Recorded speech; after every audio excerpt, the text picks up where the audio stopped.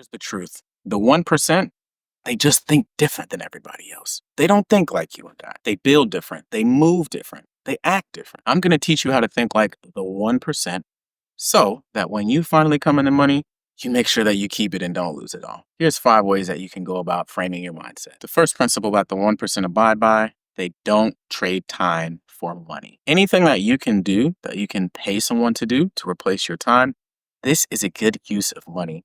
John D. Rockefeller always lived by the saying, the smartest person in the room is the one who knows how to hire others who know how to do the things that he can do. He was a master of multiplying himself.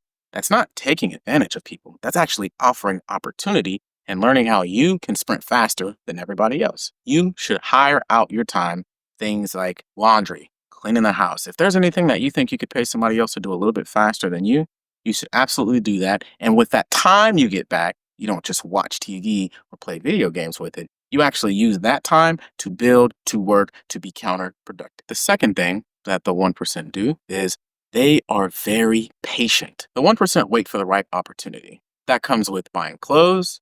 Something may be on sale, sure, but if it's not what you intended to buy, you're supposed to wait and buy the item that makes the most sense for you and that you've always wanted.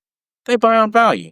If something is not readily available, they'll wait and they'll wait until the right deal comes along. Another part of going with thinking long term is also with people and employees that you hire.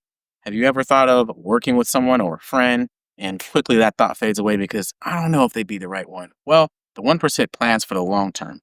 Who is a person that I can stick with for 10 years, 20 years, 30 years, 50 years? Sometimes business can be like a marriage. You have to treat it and think of it in that way. The third thing that the 1% do is they treat money as a tool, not as a trophy. Money should be used to advance your interest. Money shouldn't sit under a mattress. It should be used in the bank, growing interest, whether that's in the money market or in the stock market, but you have to use it to keep growing your interest. If you're not investing it, then you should be spending it on capital. You should be spending it on growing your resources, investing into your business, investing into yourself, buying classes, learning at a rapid rate. Money has to be used constantly, and that using of it is what separates the 99% and the 1%. The wealthy do not sit on their money. The fourth thing that the 1% do is they ask better questions. An example is, instead of thinking, how can I afford this? They might say, how can I get something else to pay for this? Thinking differently, thinking behind the veil, thinking of the long term of something to produce capital to pay for it. This is the way you should approach things. If you have a car and that car costs $1,000 a month, well, that's $12,000 a year.